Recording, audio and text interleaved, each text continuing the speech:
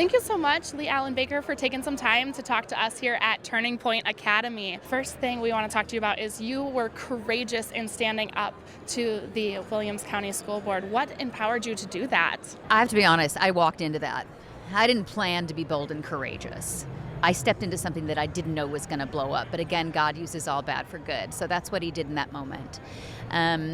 I had read something called the Rockefeller Lockstep Manuscript, which clearly pointed out that what they do is a top-down authoritarian control with the society, where you put one step into place. Once that's locked, you move to another. And if you lose the authority over your body, it's over. There's no getting it back. You have to go to war to get that back. And some of these people are so evil and nefarious, it wouldn't happen. And a friend of mine said, look, will you come speak at the Williamson County School Board meeting? And I thought, well, I'm not even sending my kids to those schools because they want masks. Like, I'm homeschooling.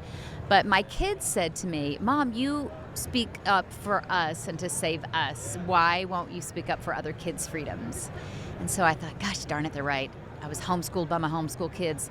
So I went to this not knowing I would speak. And a woman walked up to me and she goes, I grabbed a number to speak and I want you to have it. Wow. So I didn't know what I was going to say. I'd brought these books with me because I thought, well, I'm good at rallying a crowd. I'm good at getting everybody hyped up, right? That's kind of, I'm a spreader of joy, a lighter of fires, but I didn't know that I would be speaking there. So I really stood up and just started because I had this overwhelming feeling of gratitude that I live in a country where I can actually still at this moment, even though it was, on the fringe of disappearing, but at this moment I was so grateful that I had the freedom of speech to be able to speak my piece and it be heard. Whether it was falling on deaf ears or not, I still had the right to speak. And so I just started out with gratitude and how thankful I was. And then I let them know what documents that I had that our, founding fathers had created that guarantee my right to breathe oxygen freely and not wear a mask. And that it's quite a joke that the school board thinks that they actually have the power to make that mandate. It's ridiculous. The entire situation was a clown show. So anyway, it lit the room on fire, and I literally had my hair on top of my head, no makeup on, unflattering jeans. Had I known it was going to be on camera and go as viral as it did, I would have made myself look a little bit more presentable. But that thing still has legs. It still is going viral, and like I said, God uses all for good. And my life changed overnight. I got death threats. Life changed at that moment, but little did I know that was just really the beginning of my story. It got a lot better after that. Yeah, and it's so wonderful to see how God uses moments like that. Right. So next thing, you, of course, were really courageous unexpectedly through the grace of God to be able to speak out. So how do you think it is a parent's role to raise courageous children and ones that know what their rights are here in America? So there's really no shortcut. You can't teach your kids kindness, but you can be kind to them. You can be so kind to your kids that when someone is rude to them, they look at them like they've got three heads. You can be such an example of courage to your children. That they see it, they witness it. So before you try to make your children courageous, make yourself courageous first.